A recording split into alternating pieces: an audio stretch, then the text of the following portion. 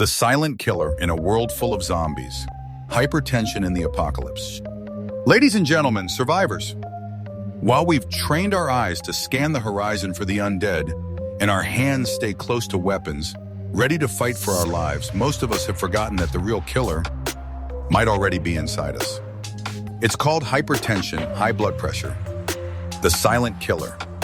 And during the zombie apocalypse, it won't stay silent for long. Imagine this. You're barricaded in a crumbling gas station. Food is scarce. Your water is rationed. You're sleeping in 90-minute bursts if you're lucky. Every time you doze off, the pounding of your heart pulls you awake. Not from fear, but from pressure. You don't have access to your medications. No amlodipine, no losartan, no hydrochlorothiazide. Just your heart, overworked, overstressed, and ticking toward failure. Without medication or monitoring, uncontrolled hypertension leads to strokes, heart attacks, kidney failure, and aneurysms. And that's in normal times. Now throw in constant stress, dehydration, exhaustion, and a diet of canned beans and jerky. You're not just surviving, you're self-destructing. Let's break it down. Hypertension isn't just about feeling stressed or getting headaches. It's a cardiovascular time bomb. It causes the arteries to stiffen and crack. The heart thickens, weakens, and fails. The kidneys, essential for fluid balance, shut down. And in extreme cases, you collapse. Unconscious, paralyzed, unable to move, while the infected shamble toward you. All because of pressure you couldn't feel. A disease you didn't know you had or couldn't control anymore. Let's get scientific. In 2020, The Lancet published a study showing that hypertension increases risk of mortality by 2 to 3 times in crisis situations. Another study in Hypertension Journal found that missing just a few doses of blood pressure medication during natural disasters caused a surge in strokes and heart failure cases. Now apply that to the apocalypse. No pharmacies, no hospitals, no ambulance. When your vision blurs, when half your body goes numb, when you collapse in a cornfield gasping for air, it's already too late. You won't go out in a blaze of glory. You won't die swinging a bat, saving your friends. You'll die curled in a corner, clutching your chest, while others step over your body, unsure if you're dead or turning. And what is worse, they will have to leave you behind. Because dead weight gets everyone killed. So what can we do? If you're still in the early days while society crumbles, but infrastructure remains, stock up on blood pressure medication. Talk to doctors. Learn to monitor your pressure manually. Reduce salt intake where you can. Eat potassium-rich foods if possible, bananas, beans, greens. And most importantly, manage your stress. Because in this world, the heartbeat that betrays you might not be the sound a zombie hears. It might be the last one your body can take. Final thought. We feared the zombies. We trained for the outbreak. We built bunkers and studied survival. But in the end, it might be your own heart that turns against you. The real apocalypse is within. Thank you.